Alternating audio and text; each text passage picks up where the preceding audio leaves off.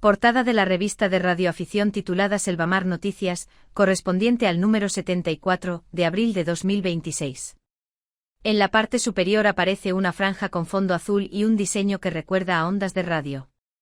Sobre ese fondo está el nombre de la revista, Selvamar Noticias, en letras grandes de color amarillo con borde naranja, muy llamativas. A la izquierda se indica el número de la revista y la fecha, número 74 abril de 2026.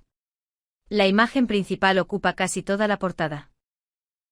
Es una fotografía al aire libre con un cielo azul y algunas nubes suaves de fondo. En primer plano aparece una antena vertical. En el centro de la imagen destaca un cilindro metálico plateado, que forma parte de la antena, con una etiqueta roja donde se puede leer Antena 005259. Debajo se ve el soporte metálico que fija la antena. Alrededor de la imagen principal hay varios titulares en colores vivos. En la parte izquierda, en color naranja, se lee Voces en la noche. Y justo debajo, en letras grandes, El día que los bebés invadieron la radio. Más abajo, en color amarillo, aparece otro titular. Los cristales en radioafición. Con un subtítulo más pequeño. Pequeñas piezas, grandes frecuencias. También en el lado izquierdo hay una pequeña imagen de un libro con el texto. El libro del mes, mostrando una portada relacionada con electrónica y radio. En la parte derecha, en color naranja y amarillo, se destaca otro titular. 1002.0 antena. Y debajo, la vertical que convierte cualquier lugar en estación de radio. Más abajo, también a la derecha, hay un bloque sobre una entrevista. Entrevista a Gestores Diploma Ermitas de España. Acompañado por la ilustración de una iglesia o ermita de estilo antiguo. En la zona inferior izquierda aparecen logotipos relacionados con la radioafición, incluyendo uno que conmemora 100 años de radioafición en España. Índice de contenidos. Editorial, abril, El despertar de las palabras. Recordando 100 años de radioafición en España. Entrevista a los responsables del Diploma Ermitas de España. Sadelta hecho Master Plus, cuando la radio tenía personalidad. Bajo tierra pero en el aire, la radio en los búnkers. Estaño, potencia y RF, lo que esconden las etapas finales. Club Selvamar Noticias. Los cristales en la radioafición, pequeñas piezas, grandes frecuencias. ICOM anuncia el fin de los ID 4100 e ID 5100. Voces en la noche, el día que los bebés invadieron la radio. ¿Pueden usar los cuerpos de seguridad tu estación en una emergencia? Aventuras de radio, la última transmisión. 1002.0 antena, EZ Military 2.0. El mapa en mi cuarto de radio. Anitone at 6666, la emisora que conquistó los 10 y 11 metros. Cazadores del cielo, la pasión por las ondas meteorológicas. El experimento del mes.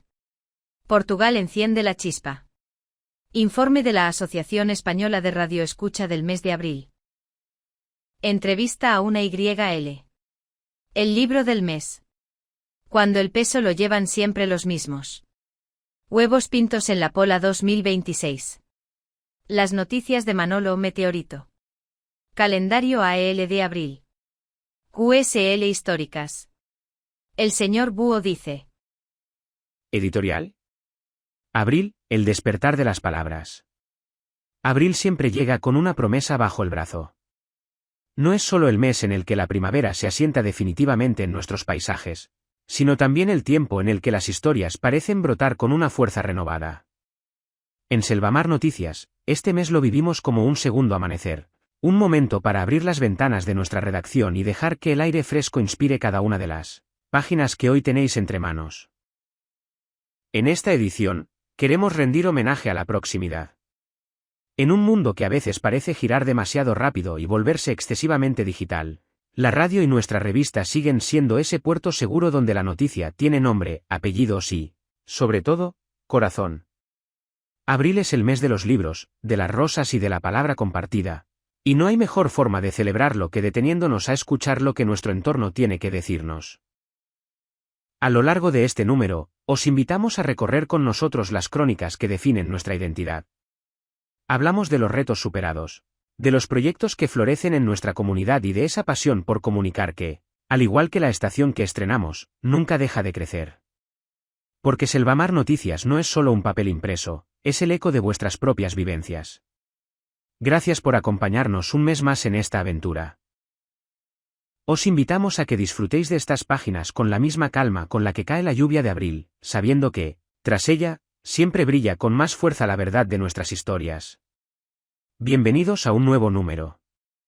Bienvenidos a la primavera de Selvamar. Equipo de redacción. Recordando 100 años de radioafición en España. Antes de que se autorizase la radio en nuestro país. 10 de abril de 1924, Radio Ibérica emite las primeras conferencias inalámbricas. Continuando con los hechos más destacables del comienzo de la radiodifusión en España. Además de acercarse al mundo de la telefonía sin hilos el Príncipe de Asturias, otro relevante aficionado del primer trimestre de 1924 fue Mariano Potó, quien después de dar diversas conferencias en el Radio Club de España también lo hizo ante el micrófono de Radio Ibérica hablando de los fundamentos de la radiotelefonía. Para escucharle, el Liceo de América convocó a numerosos aficionados y según Miguel Moya, más tarde EAR1, en sus columnas de El Sol. Fue el primero que pronunció una conferencia inalámbrica en España. La última de las emisiones extraordinarias de la Ibérica fue el 10 de abril de 1924 a las 7:30, con la conferencia que dieron en la propia emisora Adolfo y Jorge de la Riva hablando de divulgación científica sobre la radiotelefonía, terminando el programa con un concierto musical en el que intervinieron artistas del Teatro Real. A fin de escuchar la emisión fue convocado a numeroso público en el Teatro de la Casa del Pueblo de Madrid. La circunstancia de que los establecimientos de radio se aprovechasen vendiendo no solo aparatos fabricados por Radio Ibérica sino también de la competencia, unido a la oposición por parte del Teatro Real a que se retransmitiesen sus funciones, y la pretensión de la Sociedad de Autores de exigir los derechos de autor de sus representados, hizo que se suspendiesen de nuevo temporalmente los programas radiofónicos puestos en antena por la popular emisora madrileña. Mientras la Estación Central de la Marina de Guerra Española, precursora de Radio Nacional de España y montada años antes por Antonio Castilla, como director de la Compañía Ibérica de Telecomunicación, emitió algunos programas musicales y anunció por la prensa el discurso que ofrecería ante su micrófono el jefe del gobierno y presidente del directorio militar, señor Primo de Rivera, a las 8:30 de la tarde del sábado, 12 de abril. Los escuchófilos lo oyeron defectuosamente y a ello contribuyó las malas condiciones acústicas del salón desde el que pronunció las históricas palabras. También fue curiosa la emisión de la noche del 16 de abril en la que transmitieron las campanadas del reloj de la Puerta del Sol con motivo del adelanto de la hora. Las nuevas terminologías referidas a los aficionados fueron objeto de reflexión para Moya en sus columnas de TSH en el diario El Sol.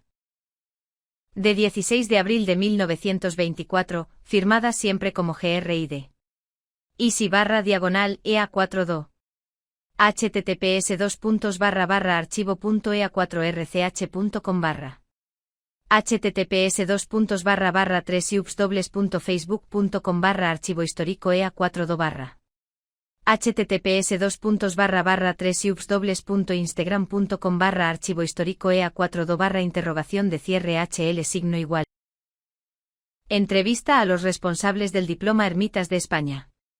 El Diploma Ermitas de España, DI, es uno de los proyectos con más tradición dentro de la radioafición española. Desde finales de los años 90, miles de radioaficionados han participado activando o contactando con ermitas, capillas y santuarios repartidos por todo el país, combinando radio, patrimonio cultural y espíritu de actividad al aire libre. En esta entrevista hablamos con los responsables del diploma para conocer su origen, su evolución a lo largo de casi 30 años y los retos actuales para mantener vivo uno de los programas más emblemáticos de la radioafición en España. Para quienes no conocen el proyecto, ¿qué es exactamente el Diploma Ermitas de España y cómo nació? El Diploma Ermitas es el diploma con mayor solera que existe en la actualidad a nivel nacional, ya que este nació por el año 1997 de la mano del difunto EA2CJZ. Durante estos 30 años de vida de este diploma, hemos ido actualizándonos a medida que lo han ido haciendo las tecnologías, por lo que hemos mejorado en todos los sentidos. Recordemos que no hace tanto, eran muy pocos los que disponían de una conexión de Internet, por lo que como comprenderás todo se hace a mano, y lo que hoy nos lleva Unas pocas horas desde que el activador termina hasta que el manager valida. Por aquel entonces era cuestión de semanas y lo más importante de todo lo que anteriormente no podíamos comprobar y teníamos que tener plena confianza en el buen hacer del activador. Hoy en día, disponemos de muchas más herramientas para evitar las posibles perspicacias. Como su nombre indica, se trata de activar tanto ermitas como capillas o santuarios siempre que éstas sean lugares públicos y se mantengan en condiciones óptimas como para llevar a cabo un acto religioso en cualquier momento. En resumen, que no sea una ruina, que para eso ya existe otro diploma. ¿Quiénes componen este proyecto? Obviamente todos los simpatizantes, amigos y seguidores del diploma, ya que, sin ellos, este proyecto no hubiera durado los 30 años que llevamos, pero creo que no es la respuesta que esperabas. Contestando a lo que entiendo es tu pregunta, decirte que muy a pesar de lo que algunos bien por envidia, desconocimiento o mala fe en otros casos, este proyecto es única y exclusivamente de nuestro Radio Club Unión de Radio Aficionados La Ribera, y no a la URE como se ha estado diciendo por ahí durante tantos años.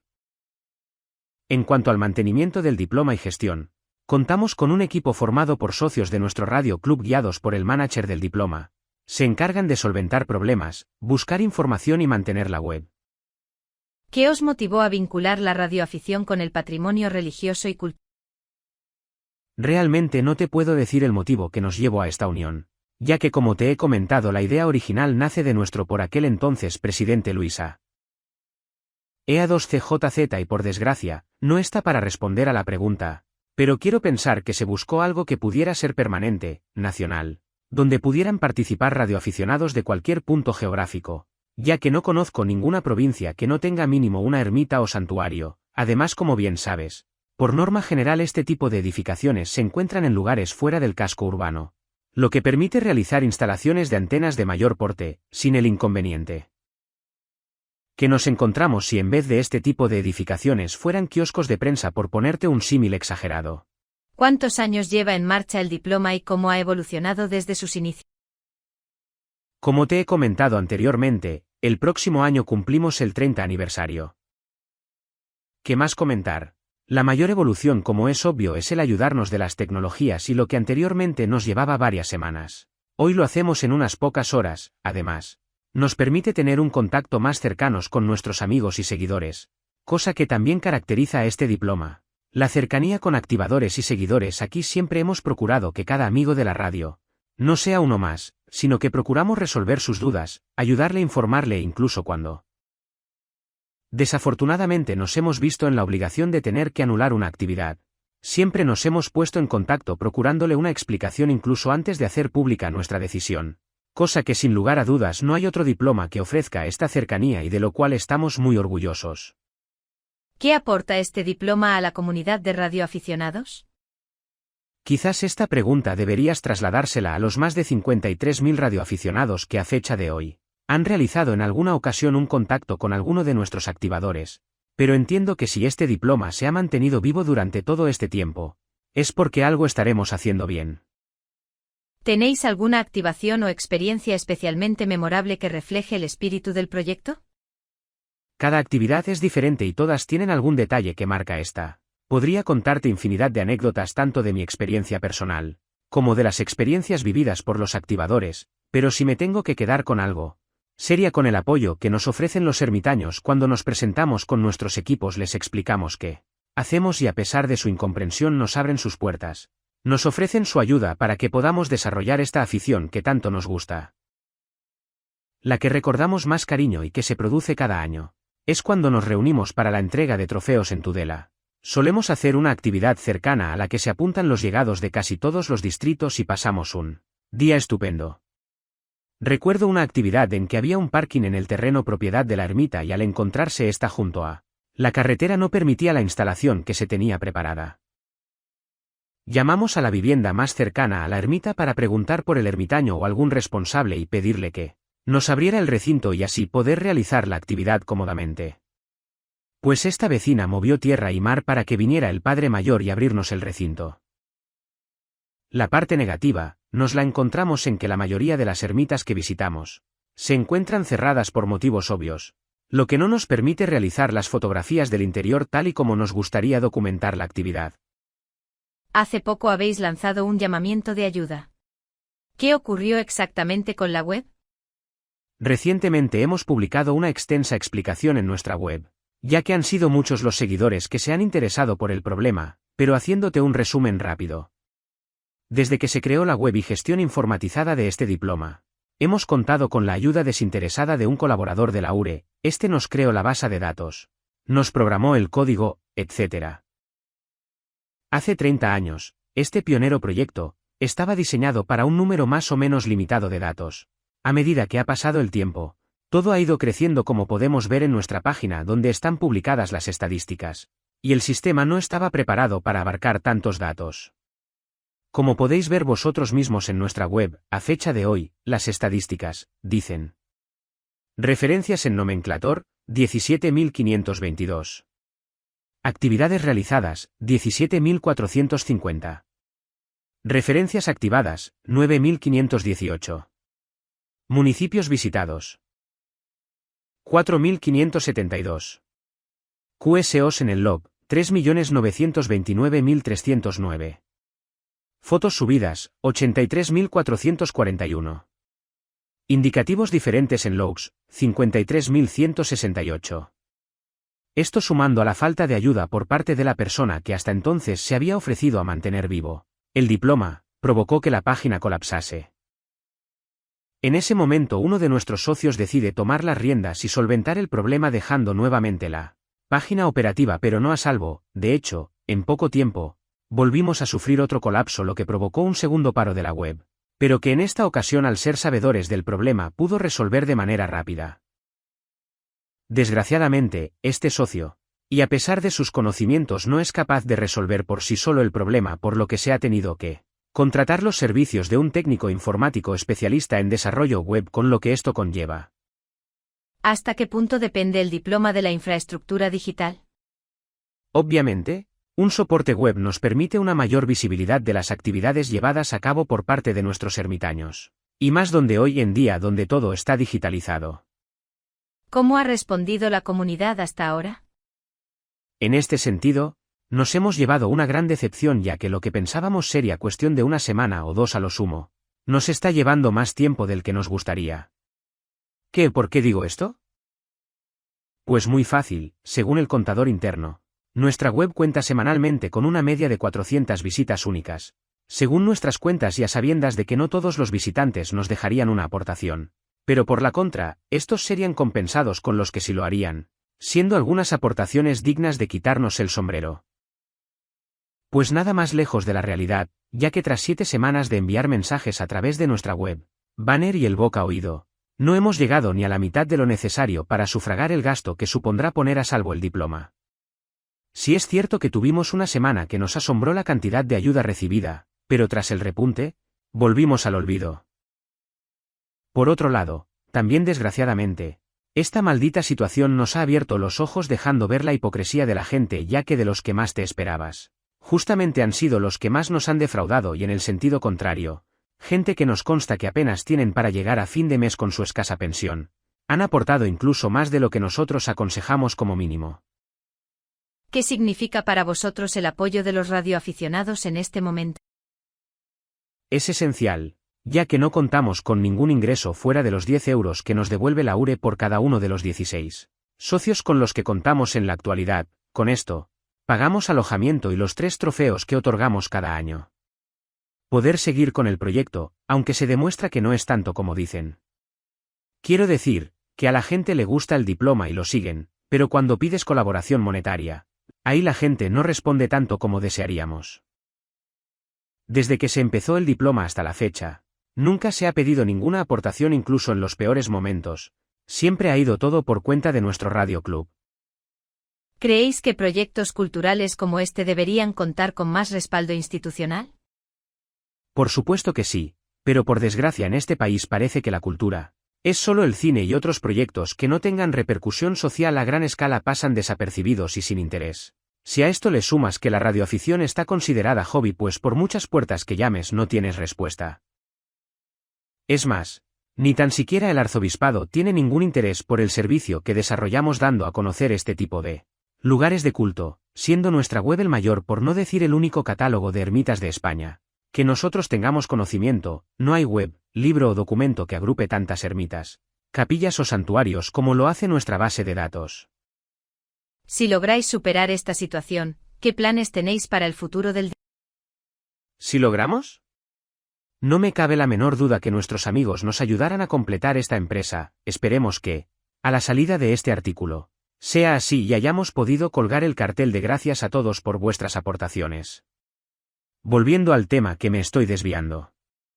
Si todo va bien en cuanto a diseño de página, algunos cambios son sutiles, ya que se ha invertido mucho más en programación, ya que es la parte fundamental, que en diseño, pero no quita que los usuarios vean algunas mejoras que nuestro equipo encargado del diploma han aportado sus ideas y que se verán plasmadas en cuanto dispongamos de los recursos suficientes.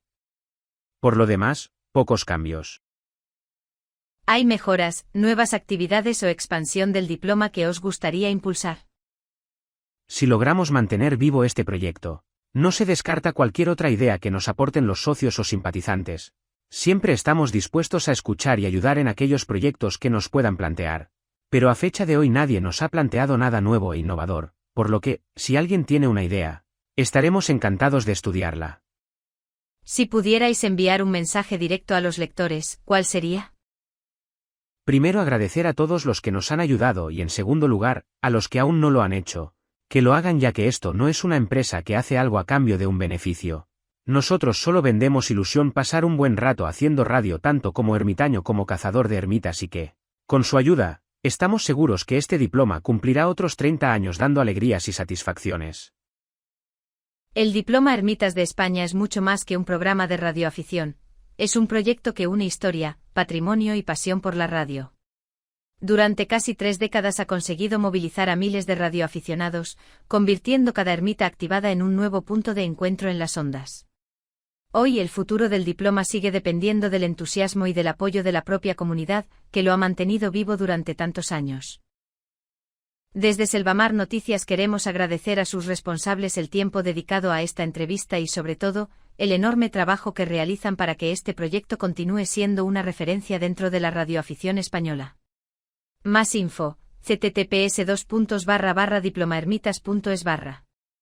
Sadelta ha hecho Master Plus, cuando la radio también tenía personalidad. Hubo una época en la que salir en frecuencia no era solo cuestión de potencia o antena. Era cuestión de estilo. De presencia.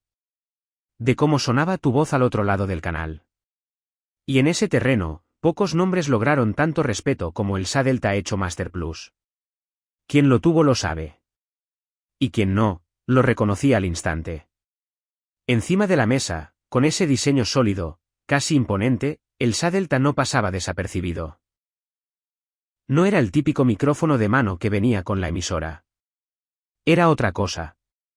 Era ese extra que muchos buscaban para dar un salto de calidad en sus transmisiones.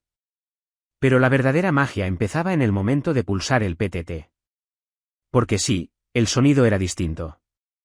En aquellos años en los que la banda ciudadana hervía de actividad, destacar entre decenas de estaciones no era fácil. Sin embargo, había voces que sobresalían, que parecían tener más cuerpo, más profundidad. Voces con ese eco tan característico que llenaba el canal sin resultar molesto, si estaba bien ajustado.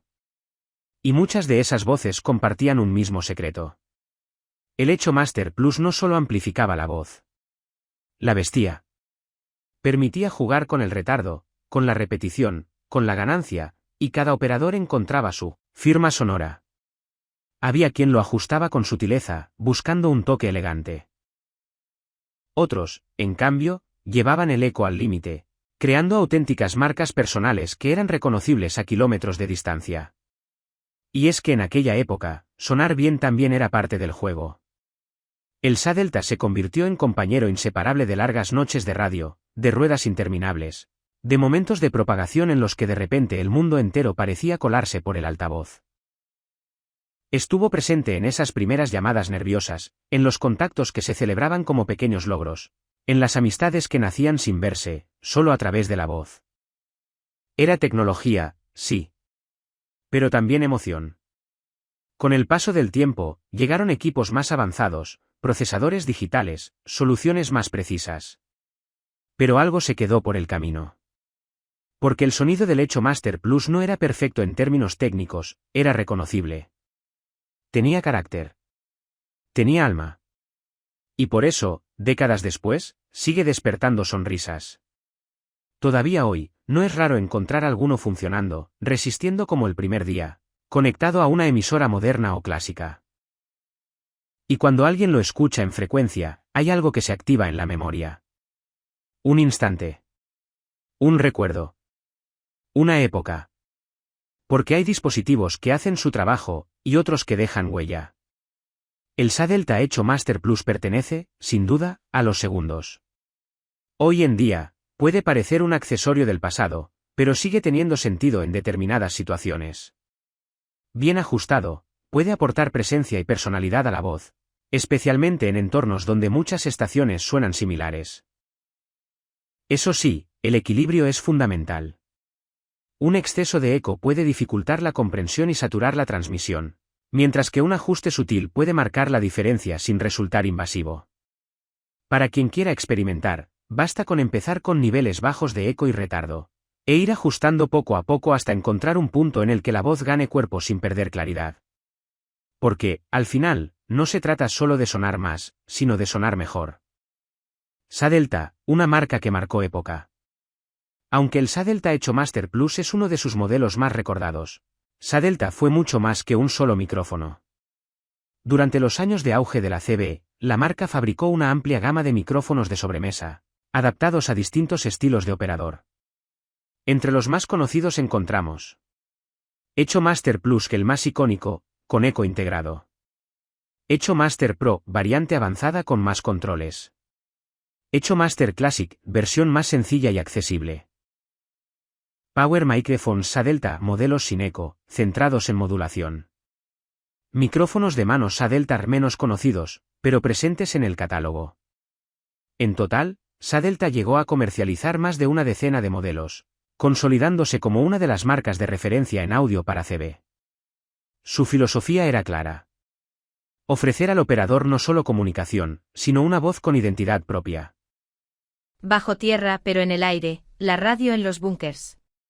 Cuando pensamos en un búnker solemos imaginar gruesas paredes de hormigón, puertas blindadas y largos pasillos subterráneos preparados para resistir ataques o catástrofes. Sin embargo, por muy protegido que esté un refugio bajo tierra, de poco serviría si sus ocupantes no pudieran comunicarse con el exterior. En ese escenario extremo, la radio ha sido históricamente la herramienta más fiable para mantener el contacto con el mundo. A lo largo del siglo XX, especialmente durante la Guerra Fría, los búnkeres militares y los centros de mando subterráneos se convirtieron en auténticos nodos de comunicación. En su interior se instalaban complejas estaciones de radio capaces de mantener enlaces permanentes con bases militares, flotas navales y centros de control situados a miles de kilómetros. La radio ofrecía algo que ninguna otra tecnología podía garantizar completamente: independencia de infraestructuras externas. Mientras existiera energía eléctrica, un transmisor en funcionamiento y una antena en el exterior, la comunicación era posible. La banda de alta frecuencia, conocida por los radioaficionados como HF, fue durante décadas el pilar de estas redes. Gracias a la propagación ionosférica, las señales pueden rebotar en las capas altas de la atmósfera y cubrir enormes distancias. Esto permitía que un mensaje transmitido desde una instalación subterránea pudiera llegar a otro continente con relativa facilidad.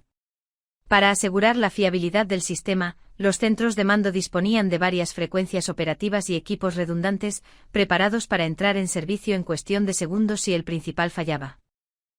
Transmitir desde un búnker no es tan sencillo como encender una emisora.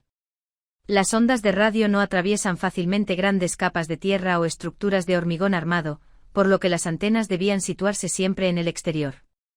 En muchos casos se instalaban a cierta distancia del propio búnker y se conectaban mediante largos cables coaxiales.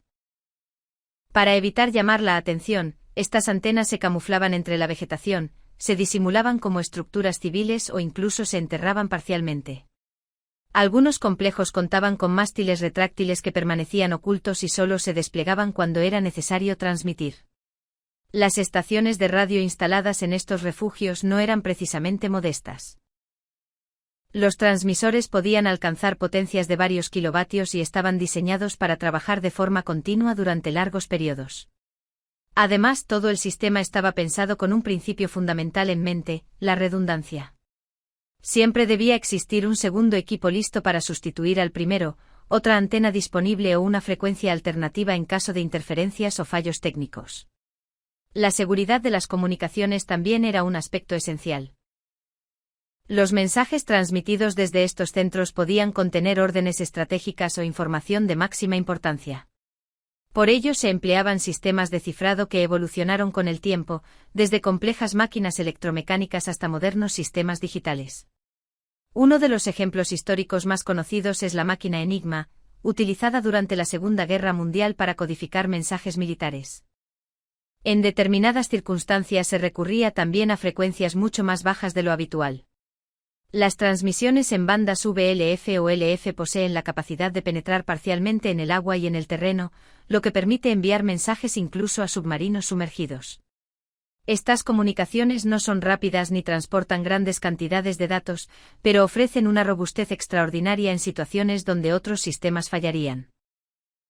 Entre los centros subterráneos más conocidos del mundo se encuentra el complejo Cheyenne Mountain Complex, construido en el interior de una montaña de granito. Diseñado para seguir operando incluso tras un ataque nuclear, este centro integró durante décadas múltiples sistemas de comunicación, desde radio de alta frecuencia hasta enlaces por satélite y redes militares especializadas. Para muchos radioaficionados, descubrir cómo funcionaban estas estaciones subterráneas resulta especialmente interesante. Al fin y al cabo, muchos de los principios técnicos son sorprendentemente familiares: antenas dipolo, propagación ionosférica, selección de frecuencias según las condiciones de la banda o incluso el uso de modos digitales para mejorar la fiabilidad de los enlaces. La diferencia radicaba principalmente en la escala, la potencia de los equipos y el nivel de seguridad requerido. Bajo toneladas de roca y hormigón, en salas silenciosas llenas de equipos de comunicaciones, operadores y técnicos vigilaban constantemente las frecuencias. Aunque el mundo exterior pudiera atravesar momentos de gran incertidumbre, las radios seguían transmitiendo y recibiendo señales que viajaban miles de kilómetros a través de la atmósfera. Porque incluso cuando todo parece quedar enterrado bajo tierra, las ondas de radio siempre encuentran el camino para volver al aire. Estaño, potencia y RF, lo que esconden las etapas finales. Cuando abrimos una emisora y observamos la etapa final de RF, muchas veces nos sorprende lo mismo: soldaduras abundantes, anchas, brillantes, casi exageradas. Para quien viene de la electrónica más delicada, aquello puede parecer un exceso o incluso una reparación poco estética. Pero en radiofrecuencia de potencia, nada está puesto al azar. La etapa final es el corazón muscular de la emisora. Es el punto donde la señal, ya modulada y amplificada en tensión, se transforma en potencia real capaz de recorrer kilómetros o continentes. Aquí no hablamos de pequeños miliamperios, sino de corrientes elevadas, impedancias muy bajas, radiofrecuencia circulando a gran velocidad y calor constante. En este entorno, cada milésima de ohm cuenta. Añadir abundante estaño en las conexiones no es una cuestión estética, sino eléctrica. Al aumentar la masa de soldadura se incrementa la sección conductora efectiva, se reduce la resistencia de contacto y se minimiza la caída de tensión. En RF de potencia, una resistencia mínima puede convertirse en calor innecesario, pérdida de rendimiento o incluso inestabilidad. Más superficie conductora significa mayor eficiencia y mayor seguridad para el transistor final. Además, en radiofrecuencia la corriente no se comporta como en corriente continua. Debido al efecto pelicular, tiende a desplazarse por la superficie del conductor.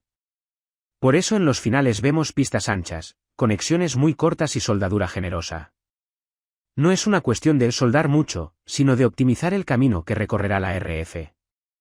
En estas frecuencias, incluso la geometría importa. El calor es otro protagonista silencioso. Un transistor final trabaja muy cerca de sus límites térmicos, especialmente en modos exigentes o en largas sesiones de transmisión. La soldadura abundante mejora el contacto eléctrico, refuerza la unión mecánica y ayuda a repartir ligeramente la temperatura. También reduce el riesgo de microfisuras provocadas por las dilataciones y contracciones térmicas repetidas a lo largo del tiempo.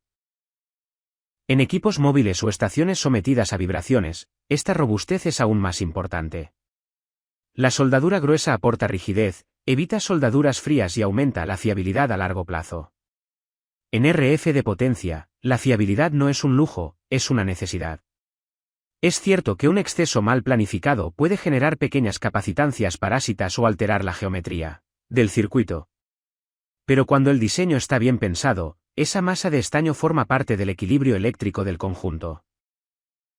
No es improvisación, es ingeniería práctica aplicada a la potencia. Cuando observamos esas uniones gruesas en la etapa final, estamos viendo algo más que metal fundido. Estamos viendo vatios listos para salir por la antena, DX esperando al otro lado del océano. Concursos intensos, activaciones en portabel y noches de radio que comienzan con un simple CQ. En la etapa final no se suelda para que quede bonito. Se suelda para que soporte corriente, calor y horas de transmisión. Porque ahí es donde la radio deja de ser una señal pequeña y se convierte en energía viajando por el mundo. Club Selvamar Noticias. Como ya sabéis, la revista Selvamar Noticias se ha caracterizado desde sus inicios por ser gratuita. Esto hace que muchas de las ideas requieran de un aporte económico del cual no disponemos, por lo que planteamos la idea de Club Selvamar Noticias. ¿Qué es el Club Selvamar Noticias? El Club Selvamar Noticias es una sección de la revista en la que los seguidores y amigos de la revista colaboran en su crecimiento, difusión, participación en eventos, asistencia a ferias y mercados y demás. Se trata de un tipo de mecenazgo desinteresado y altruista gracias al cual la revista continuará siendo gratuita y libre, y podrá participar en actos culturales, científicos y de divulgación de nuestra afición, podrá también realizar concursos, actividades, retos, participar en ferias, mercados y eventos varios. ¿Qué consigo siendo del Club Selvamar Noticias? En primer lugar, estarás informado de actividades, noticias y otras muchas cosas del interés del radioaficionado. Como ya sabéis, la unión hace la fuerza y esta será una de las bazas para que los miembros del Club Selvamar Noticias puedan tener informaciones de primera mano, asesoramiento, colaboraciones y otras opciones que nos irá deparando el futuro. ¿Cuánto cuesta ser socio del Club Selvamar Noticias? Somos conscientes de que estamos pasando por una mala época económica y por ello hemos creído conveniente poner una cuota mínima anual de 5 euros. Evidentemente tiene un carácter voluntario. ¿Para qué se usarán las cuotas? En primer lugar, para establecer la revista legalmente en el lugar que le corresponde. Para continuar con la difusión de la radioafición en ferias, mercados, eventos. Para poder seguir realizando concursos, actividades, retos, etc. ¿Cómo me puedo hacer del Club Selvamar Noticias? Tan sencillo como realizar una aportación mínima de 5 euros al número de cuenta que encontraréis en la página. https://selvamarnoticias.com/. Los cristales en la radioafición, pequeñas piezas, grandes frecuencias. En radioafición, cuando escuchamos hablar de cristales, no se trata de adornos ni de minerales decorativos, sino de pequeños componentes electrónicos fabricados con cuarzo que permiten que una emisora o receptor funcione en una frecuencia muy concreta. Durante muchos años fueron una de las formas más fiables de mantener una señal estable. Y aún hoy siguen presentes en muchos equipos y proyectos. El cuarzo posee una propiedad especial llamada efecto piezoeléctrico. Esto significa que, al aplicarle corriente eléctrica, vibra a una frecuencia extremadamente precisa. Esa vibración puede utilizarse para generar una señal de radio muy estable, algo fundamental para comunicarse correctamente sin invadir otras frecuencias. En los primeros tiempos de la radioafición, el control de frecuencia no siempre se realizaba con cristales.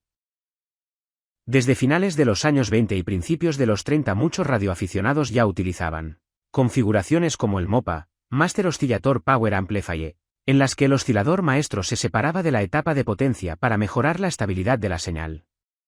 También se empleaban montajes como el COPA, Crystal Oscillator Power Amplifier, que combinaban la estabilidad del cristal con una etapa amplificadora posterior.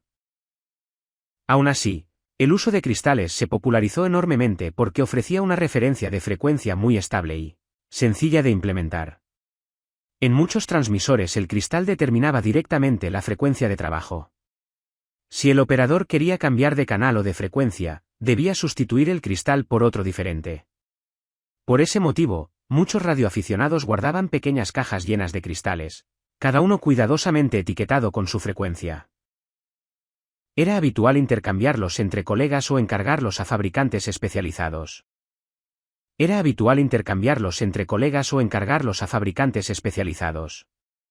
La principal ventaja de los cristales es su estabilidad. Mantienen la frecuencia prácticamente sin desviaciones, incluso durante largas transmisiones. Esto mejora la calidad de la señal y reduce el riesgo de interferir otras comunicaciones. Además, son componentes sencillos, duraderos y de bajo consumo, lo que los hizo muy populares en equipos portátiles y transmisores de baja potencia.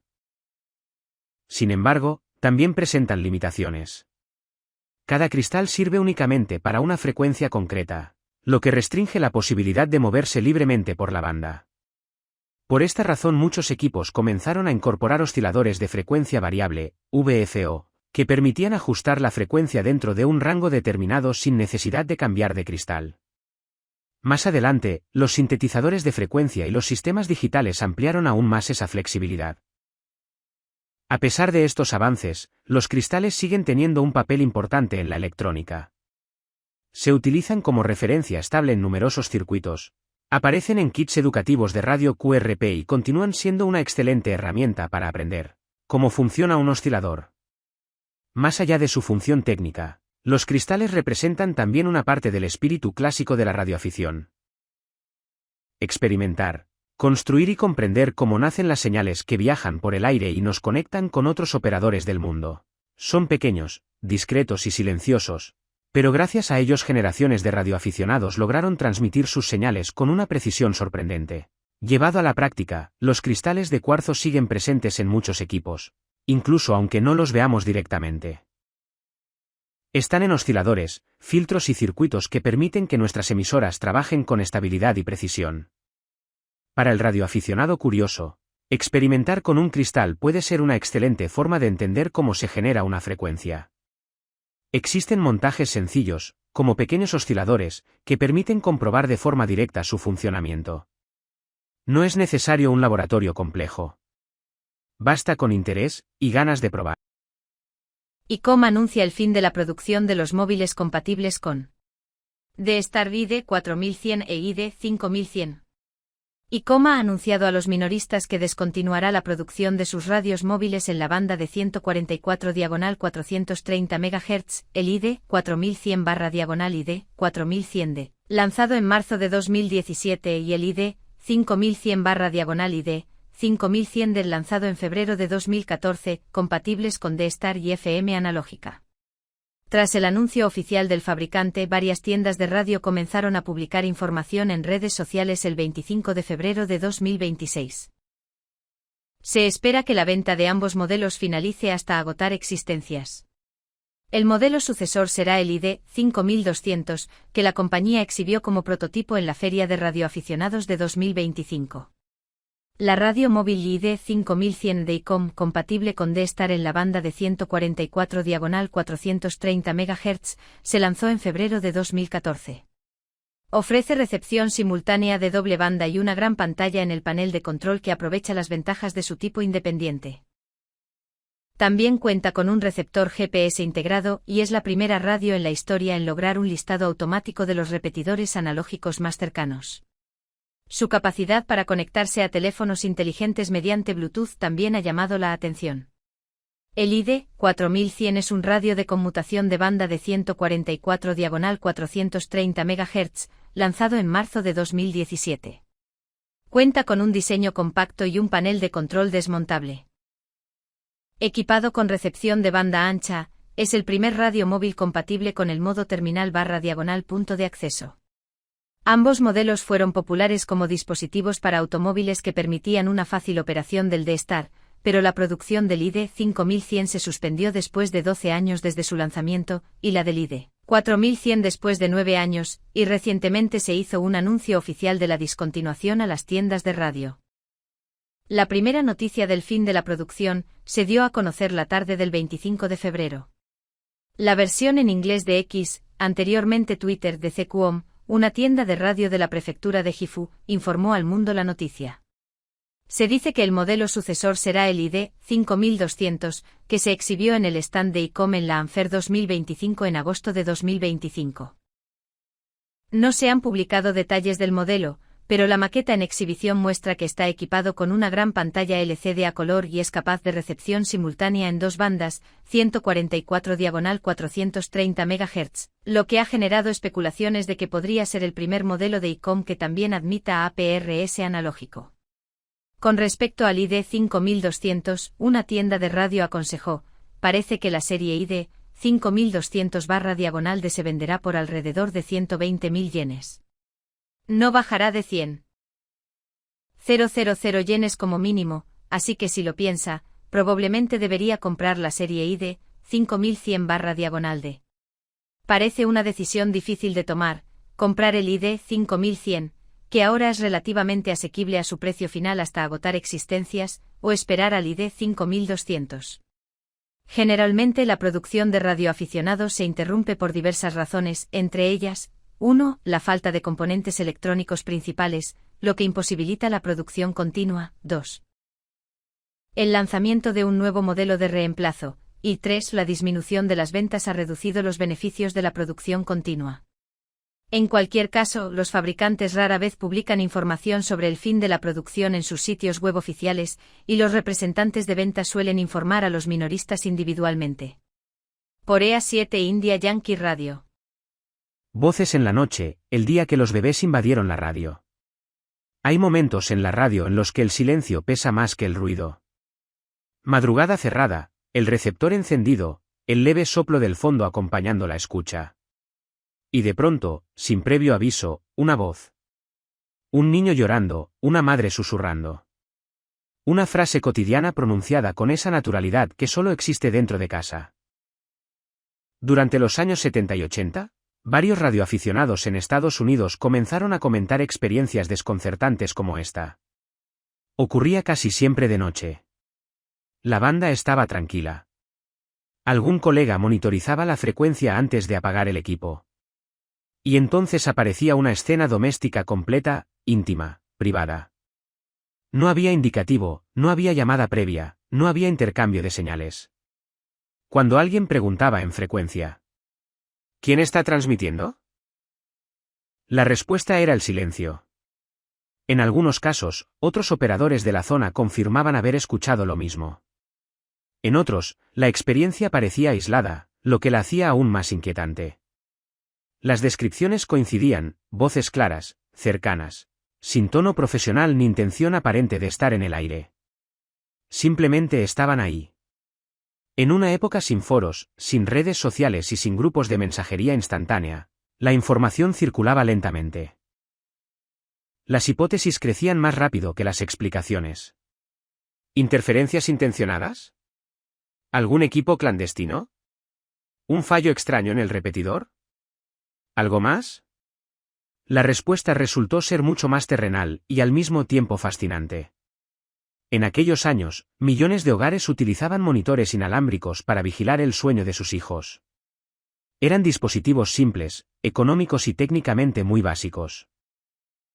Funcionaban en frecuencias como 27 MHz o 49 MHz, con osciladores poco estables, filtrado mínimo y prácticamente ninguna protección frente a emisiones espurias. Muchos generaban armónicos. Otros sufrían deriva de frecuencia con los cambios de temperatura. Algunos utilizaban circuitos tan sencillos que cualquier pequeña variación alteraba su comportamiento. Si las condiciones de propagación ayudaban, aquellas pequeñas transmisiones domésticas podían viajar más lejos de lo previsto. Lo que una madre decía junto a la cuna podía terminar colándose en el receptor de un radioaficionado a varias calles, o incluso más allá. En entornos urbanos el fenómeno se complicaba todavía más. Torres con múltiples servicios compartiendo espacio, repetidores mal ajustados o cavidades envejecidas podían producir intermodulación, una mezcla involuntaria de señales fuertes que generaba nuevas frecuencias fantasma. Así, una transmisión doméstica débil podía aparecer desplazada en otra banda, ligeramente distorsionada, sin que nadie entendiera cómo había llegado hasta allí. El resultado era desconcertante. Voces que parecían surgir del propio sistema de radioaficionados, sin lógica aparente. Cuando los técnicos revisaban equipos, mejoraban el filtrado o eliminaban fuentes de interferencia, el misterio desaparecía. Pero hasta dar con la causa, la sensación era profundamente inquietante. La radio tiene algo único, escuchamos sin ver. Una voz sin contexto activa la imaginación. Un llanto infantil en medio del ruido de fondo, de noche, con un leve eco provocado por la señal, puede resultar perturbador. Y cuando preguntas quién está ahí y nadie responde, el cerebro empieza a construir historias. No hacían falta fantasmas, no hacía falta ninguna conspiración. Solo electrónica imperfecta, propagación caprichosa y silencio nocturno. Muchas pequeñas leyendas locales nacieron de estas experiencias. Historias de niños perdidos en la banda o voces misteriosas que, al investigarse, tenían una causa perfectamente explicable. Pero eso no les resta fuerza. Durante unos segundos, antes de que llegara la explicación técnica, el misterio era completamente real para quien lo escuchaba. Quizá ahí reside una de las esencias más profundas de nuestra afición. La radio es invisible. Es frágil. Es humana. Y a veces, en mitad de la noche, nos recuerda que detrás de cada señal hay una historia, aunque no siempre sea la que imaginamos. ¿Pueden usar los cuerpos de seguridad tu estación de radioaficionado en una emergencia en España? Es una pregunta que tarde o temprano todos los radioaficionados nos hemos hecho alguna vez, quizá ajustando la ROE después de una tormenta o escuchando cómo se apagan repetidores tras un apagón eléctrico. Si mañana ocurre una gran emergencia, ¿podrían los cuerpos de seguridad utilizar mi estación? La respuesta corta es sí, pero la realidad es bastante más matizada. En España las telecomunicaciones están consideradas un servicio estratégico. La Ley 9/2014 General de Telecomunicaciones establece que el Gobierno puede asumir el control o intervenir redes y servicios de comunicaciones electrónicas en situaciones excepcionales que afecten al orden público, la seguridad pública o la seguridad nacional. Esto no está pensado específicamente para la radioafición, pero el marco legal incluye cualquier infraestructura de telecomunicaciones que pueda resultar necesaria. Además, la Ley 17/2015 del Sistema Nacional de Protección Civil contempla que ante emergencias de interés nacional, las autoridades pueden movilizar recursos públicos y privados para garantizar la protección de las personas y los bienes. Es decir, en un escenario extremo. Catástrofe natural, colapso de comunicaciones, estado de alarma, podrían requerirse medios privados si fueran esenciales. A esto se suma que la normativa específica del dominio público radioeléctrico prevé que las autorizaciones administrativas, como la de radioaficionado, están siempre supeditadas al interés general y a las necesidades de la defensa y la seguridad pública. A esto se suma que la normativa específica del dominio público radioeléctrico prevé que las autorizaciones administrativas, como la de radioaficionado, están siempre supeditadas al interés general y a las necesidades de la defensa y la seguridad pública. Ahora bien, entre lo que permite la ley y lo que ocurre en la práctica hay un mundo. La radioafición en España tiene una larga tradición de colaboración voluntaria con Protección Civil y autoridades locales. Cuando las comunicaciones fallan, cuando la telefonía se satura o cuando una tormenta deja aislada una zona, la historia demuestra que los radioaficionados no esperan a que les requisen nada, se ofrecen. Se organizan. Se coordinan. Actúan. Y lo hacen porque forma parte de la esencia misma de este hobby, comunicar cuando otros no pueden. Legalmente, en una emergencia oficialmente declarada, el Estado podría ordenar la utilización temporal de equipos privados. Sería una medida excepcional, justificada y limitada en el tiempo. No se trata de que entren en tu cuarto de radio y se lleven el equipo sin más. Se trataría de una intervención formal en un contexto extraordinario y con respaldo jurídico. Pero lo habitual no es la imposición, sino la cooperación. En la práctica, si una situación grave requiriera apoyo, lo más probable es que antes de cualquier intervención formal hubiera una llamada, una petición de ayuda, una activación de redes de emergencia de radioaficionados. En ese escenario, la estación sigue siendo tuya, la operas tú y prestas servicio como voluntario. No es una confiscación, es un compromiso.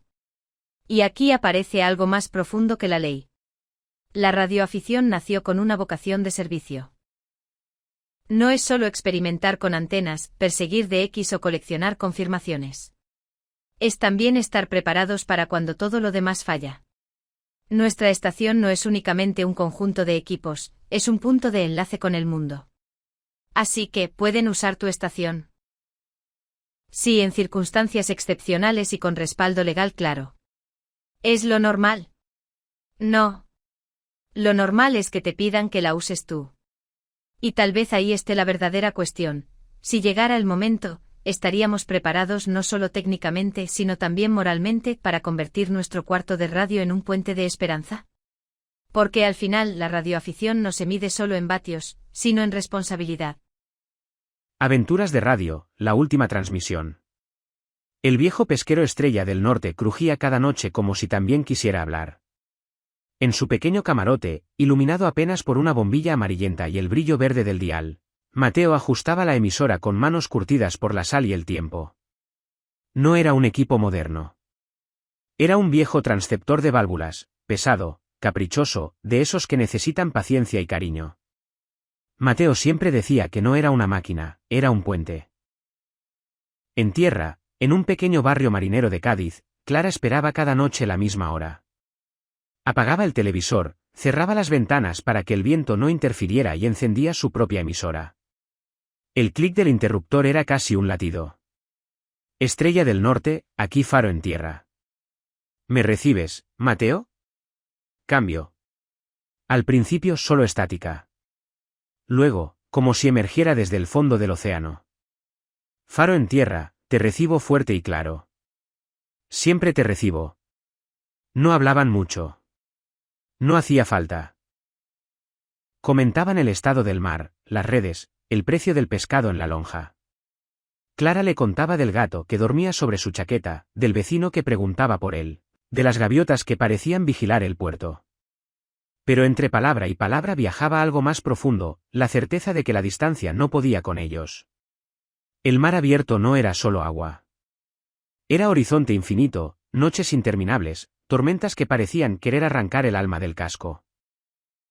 Pero cada vez que la voz de Clara atravesaba el éter, Mateo sentía que el barco tenía raíces. Hoy el mar está inquieto, decía él. Aquí también, respondía ella. Pero tú mantén el rumbo. Yo mantengo la luz. Y la radio guardaba ese silencio cargado de amor que ningún cable podría sostener. Pasaron los años así. Temporada tras temporada. Siempre la misma frecuencia. Siempre la misma hora. Era su promesa no escrita. Pasara lo que pasara, a las 10 en punto, estarían al otro lado del mundo del otro. Hasta que una noche, Clara encendió la emisora, y no hubo respuesta. Estrella del Norte, aquí Faro en tierra. ¿Me recibes? Cambio. Solo ruido blanco. Esperó. Ajustó el dial. Revisó la antena. Repitió la llamada con voz firme. Nada. Pensó que quizá era una tormenta eléctrica en alta mar, una avería, interferencias. Mateo siempre encontraba la forma de arreglarlo todo. Pero esa noche no llegó su voz. Ni la siguiente. Ni la otra. El barco no regresó en la fecha prevista. El mar había estado bravo esos días. Demasiado bravo. El pueblo empezó a hablar en voz baja. Los hombres miraban el horizonte más de lo habitual.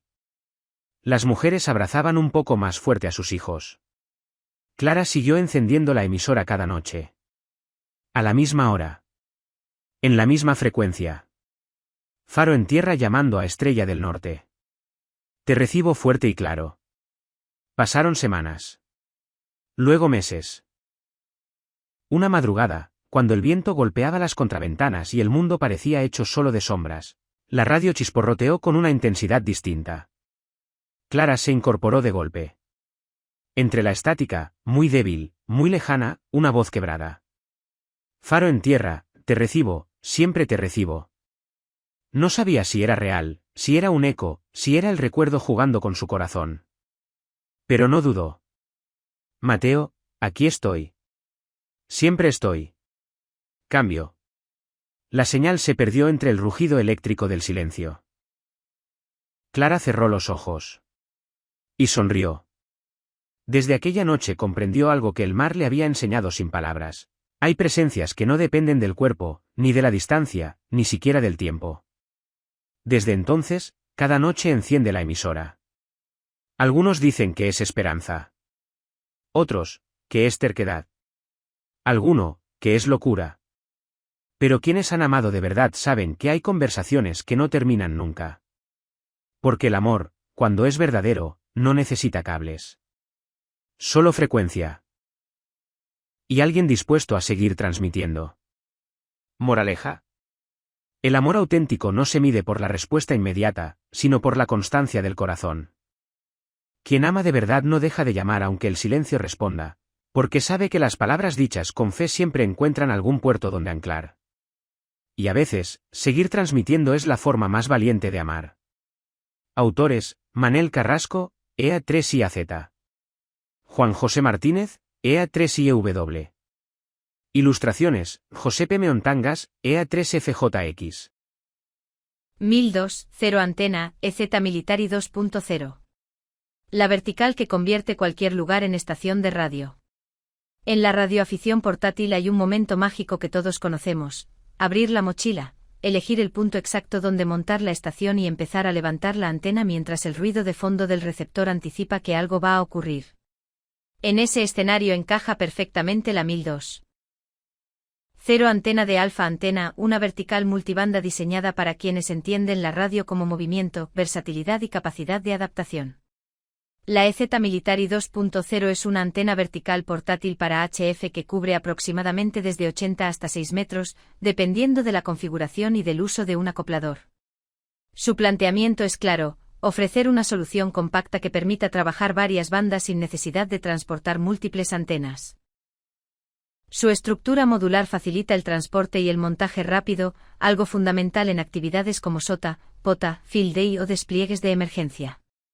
Desde el punto de vista técnico, estamos ante una antena pensada para ser práctica. Funciona especialmente bien en bandas altas como 20, 17, 15 y 10 metros, donde su rendimiento resulta más que convincente para una vertical de tamaño contenido. En 40 y 80 metros, como ocurre con la mayoría de antenas compactas, entra en juego la física. El compromiso es mayor y el uso de un buen sistema de radiales marca la diferencia. Aquí el operador tiene un papel activo: optimizar la instalación sobre el terreno influye directamente en el resultado final. El uso de acoplador es recomendable en muchas configuraciones.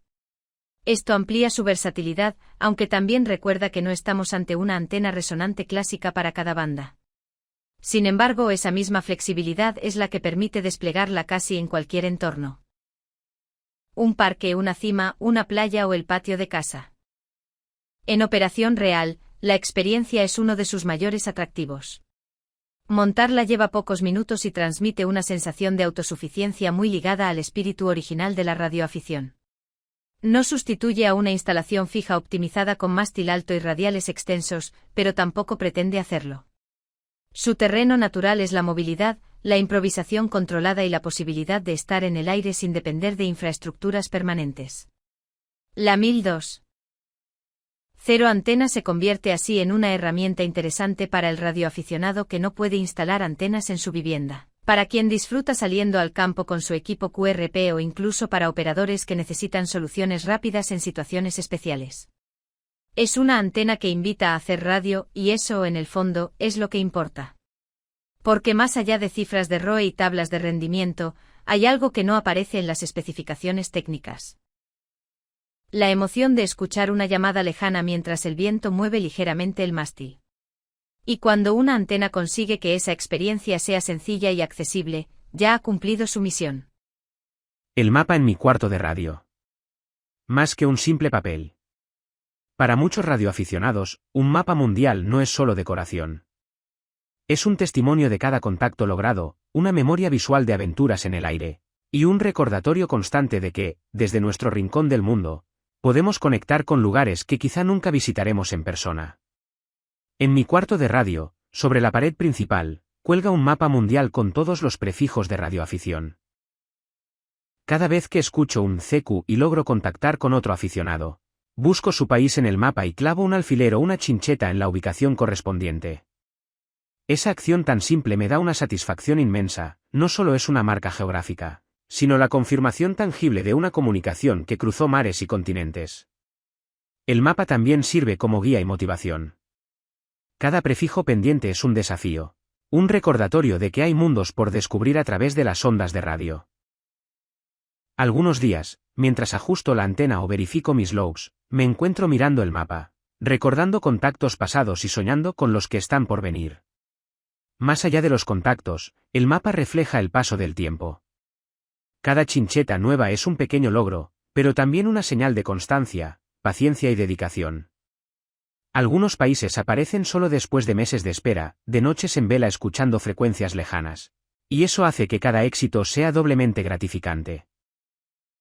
Y no son solo los lugares lejanos los que emocionan. Ver cómo se llenan las regiones cercanas o los prefijos más comunes también es un recordatorio de la comunidad global de radioaficionados, de que todos compartimos la misma pasión por conectar, aprender y comunicarnos, sin importar fronteras. Anytone At 6666. La emisora que conquistó los 10 y 11 metros. Hay equipos que no necesitan ser los más avanzados para ganarse un lugar entre los radioaficionados. A veces basta con ofrecer lo necesario en el momento adecuado. Eso es exactamente lo que ha ocurrido con la Anytone At 6666. En un mercado dominado por grandes transceptores de estación fija, este equipo llegó con una propuesta diferente: tamaño contenido, manejo sencillo y una clara orientación a las bandas altas. Sin grandes pretensiones, pero con algo muy importante a su favor: accesibilidad. Diseñada principalmente para la banda de 10 metros, la AT 6666 llamó rápidamente la atención por su facilidad de uso y por permitir, con pequeños ajustes, trabajar también en la banda de 11 metros. Esto abrió la puerta a un perfil muy amplio de operadores, desde radioaficionados con licencia hasta usuarios interesados en explorar el DX en 27 MHz. Pero más allá de sus especificaciones, hay un factor que explica gran parte de su éxito: el momento. Su popularización coincidió con condiciones favorables en el ciclo solar. Las bandas de 10 y 11 metros comenzaron a llenarse de señales lejanas, y muchos operadores buscaban un equipo asequible que les permitiera aprovechar esa propagación. La AT 6666 encajaba perfectamente en ese escenario. A esto se sumó la difusión en Internet. Pruebas reales, comparativas y demostraciones empezaron a circular en vídeos y foros, mostrando que el equipo ofrecía un rendimiento más que interesante para su precio. Poco a poco fue ganando presencia en estaciones de todo tipo. Con el tiempo apareció la versión Pro con mejoras en electrónica, mayor potencia en determinadas configuraciones y firmware actualizado. Una evolución lógica que confirmaba el éxito del modelo original. Sin embargo, la pregunta importante no es qué hace este equipo, sino para quién tiene sentido hoy. En la práctica, la Anytone At 6666 es una excelente opción para quienes quieren iniciarse en el DX sin realizar una gran inversión. También resulta muy interesante como equipo portátil o secundario, gracias a su tamaño y facilidad de instalación.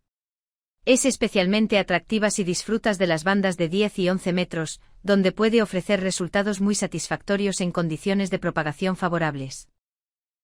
Por el contrario, no es un equipo pensado para sustituir una estación completa de HF ni para quienes buscan un control avanzado o cobertura amplia de bandas. Su filosofía es otra: simplicidad, acceso rápido y disfrute directo de la radio. Y ahí está precisamente su valor.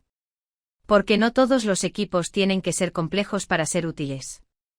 A veces lo que realmente necesitamos es algo que nos permita encender, llamar y escuchar cómo responde el mundo.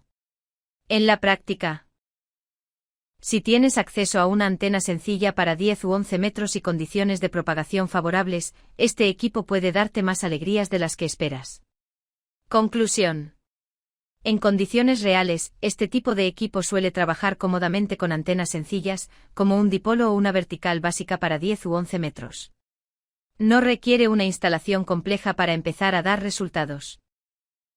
En días de buena propagación, no es raro realizar contactos a larga distancia con relativa facilidad, lo que lo convierte en una opción especialmente atractiva para quienes quieren iniciarse en el DX sin complicaciones técnicas. La AT 6666 no pretende competir con los grandes equipos. Pero tampoco lo necesita. Su lugar está en otro sitio, en las estaciones donde la radio sigue siendo experimentar, probar y disfrutar sin complicaciones. Cazadores del cielo. La pasión de los radioaficionados por las sondas meteorológicas. Cada día, globos llenos de ciencia se elevan hacia la estratosfera llevando pequeñas radiosondas que miden la atmósfera. Para muchos radioaficionados, seguir y recuperar estas sondas es mucho más que un hobby. Es una combinación de tecnología, radio, aventura y emoción. Una radiosonda es un pequeño instrumento meteorológico que sube con un globo y transmite información vital como temperatura, presión atmosférica, humedad, velocidad y dirección del viento, y su posición GPS. Mientras los meteorólogos usan estos datos para estudiar la atmósfera en tiempo real, los radioaficionados encuentran en cada sonda un regalo tecnológico que puede ser recuperado al final de su misión.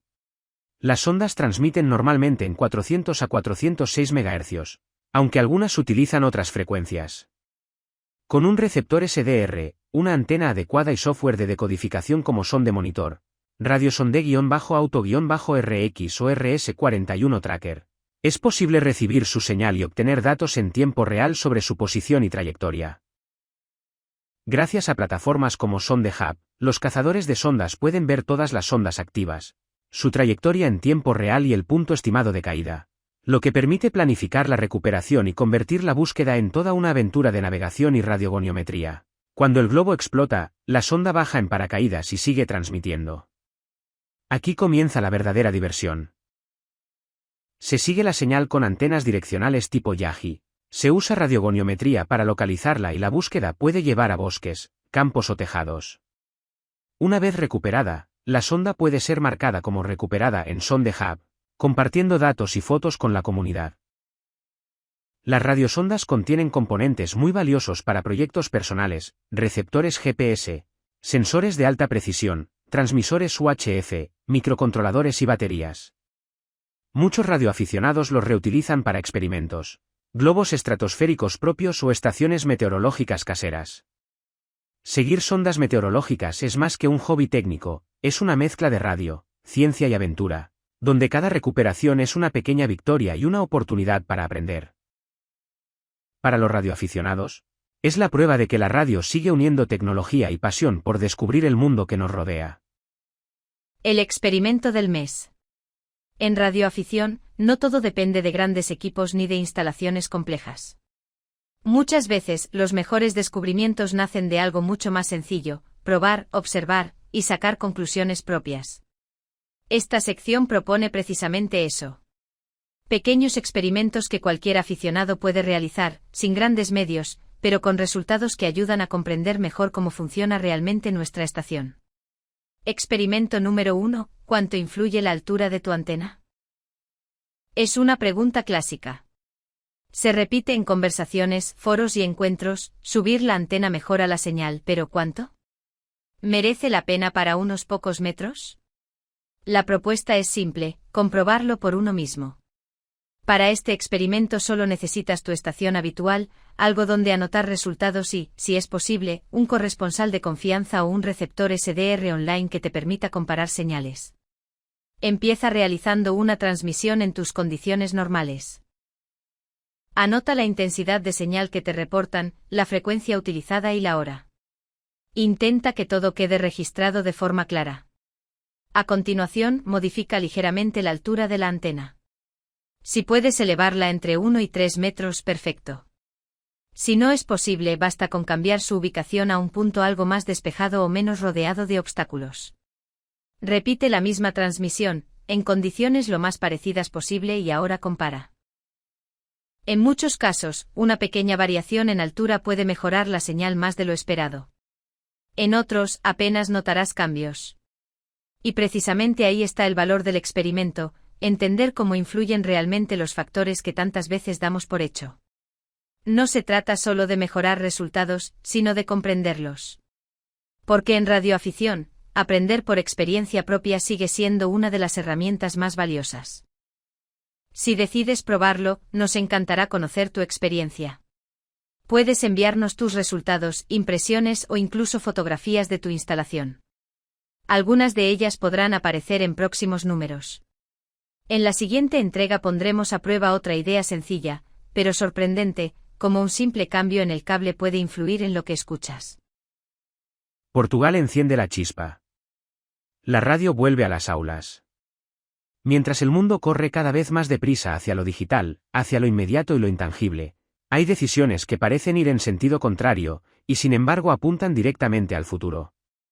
Portugal ha decidido mirar hacia la radio. Pero no como un recuerdo, no como una reliquia técnica, sino como una herramienta viva, útil y necesaria. Y lo ha hecho donde más importa, en las aulas. No se trata de una idea lanzada al aire ni de una iniciativa aislada. La aprobación de la resolución número 53/2026 por parte de la Asamblea de la República marca un punto de inflexión. La radioafición entra en el entorno educativo como parte de la formación de nuevas generaciones. No como un pasatiempo curioso, sino como una herramienta pedagógica, técnica y humana. Resulta inevitable hacerse una pregunta. ¿Cuándo dejamos de considerar la radio como algo esencial en la formación? Porque durante décadas lo fue. La radio enseñaba sin que nos diéramos cuenta. Enseñaba paciencia, enseñaba escucha, enseñaba a entender que al otro lado siempre hay alguien. Enseñaba geografía sin mapas, tecnología sin pantallas y respeto sin normas escritas. Hoy, en un mundo donde todo parece depender de redes invisibles que no controlamos, la radio vuelve a aparecer como una forma de comunicación directa, sencilla y resiliente. No necesita infraestructuras complejas ni depende de servidores lejanos. Funciona cuando todo lo demás falla. Y eso, en tiempos de incertidumbre, deja de ser una curiosidad para convertirse en una necesidad. Portugal lo ha entendido. Ha visto en la radio una forma de acercar la ciencia a los jóvenes, de despertar vocaciones técnicas, de enseñar física sin fórmulas vacías y de convertir la comunicación en algo real. Porque no hay mejor manera de entender una onda que escucharla, ni mejor forma de comprender la distancia que salvarla con una señal. Imaginar un aula donde un grupo de estudiantes levanta una antena, ajusta un equipo y logra su primer contacto es imaginar algo más que una actividad escolar. Es presenciar un momento de descubrimiento. Ese instante en el que alguien entiende que el mundo es más grande de lo que parece, pero también más cercano de lo que creía. La radio, en ese contexto, deja de ser tecnología para convertirse en experiencia. En emoción. En conexión humana. Y no es solo una cuestión educativa. Hay algo más profundo en esta decisión. Recuperar la radio es también recuperar una cultura de la comunicación que no depende de algoritmos ni de plataformas. Es volver a una forma de entender el contacto humano basada en la intención, en la escucha y en el respeto por el otro. También hay una lectura más práctica, más silenciosa pero igual de importante. En un mundo vulnerable a fallos tecnológicos, la radio representa una red de seguridad. Formar a jóvenes en su uso no es mirar al pasado, es prepararse para el futuro. Mientras tanto, uno no puede evitar mirar a su alrededor y preguntarse si estamos haciendo lo mismo. Si estamos dejando pasar una oportunidad. Si estamos olvidando algo que todavía tiene mucho que ofrecer. Porque la radio no ha desaparecido. Nunca lo hizo. Solo ha estado esperando. Esperando a que alguien vuelva a escuchar. Portugal ha decidido hacerlo. Quizá ha llegado el momento de que otros también lo hagamos. Más info, cb27.com y Diario da República. Aventuras de radio, la radioafición al alcance de todos. Son una recopilación de historias reales y fascinantes sobre la radioafición, escritas por y para amantes de este mundo. ¿Qué encontrarás en este libro? Historias basadas en hechos reales. Las aventuras narradas en este libro son el resultado de experiencias vividas por radioaficionados en todo el mundo. Desde comunicaciones en situaciones extremas hasta encuentros inesperados a través de las ondas, encontrarás una gran variedad de relatos que te harán sumergirte en este apasionante hobby. La radioafición como estilo de vida. Más allá de ser un simple hobby, el libro muestran cómo la radioafición se convierte en una forma de vida para muchos. Descubrirás los valores que comparten los radioaficionados, como la solidaridad, la cooperación y el respeto por el medio ambiente. Un lenguaje sencillo y ameno. Los autores de este libro se han esforzado por hacer que las historias sean accesibles para todos, tanto para aquellos que ya conocen el mundo de la radioafición como para aquellos que se están iniciando en él. Un homenaje a la radioafición. El libro Aventuras de Radio, la radioafición al alcance de todos, es un homenaje a la historia y a los valores de la radioafición. A través de estas historias, podrás conocer a personas apasionadas que dedican su tiempo y esfuerzo a mantener viva esta tradición. Puedes adquirir los libros Aventuras de Radio, la radioafición al alcance de todos directamente en la página web de Selvamar Noticias. https://selvamarnoticias.com/producto/aventuras-de-radio-al-alcance-de-todos. Informe de la Asociación Española de Radioescucha del mes de abril. Estimados seguidores de Selvamar Noticias, sean bienvenidos al informe mensual de la AER con noticias del mundo del diejismo. Antes de las noticias, indicamos que las frecuencias se dan en kilohercios mientras que las horas son UTC, es decir, están referidas al tiempo universal coordinado. Además, comenzamos en Argelia, pues Radio Argel Internacional tiene 3 emisiones diarias en español, de 2 a 2:30, de 7:30 a 20:00 y de 11:15 a 11:30 por los 531 de la onda media, con una potencia de 600 kilovatios.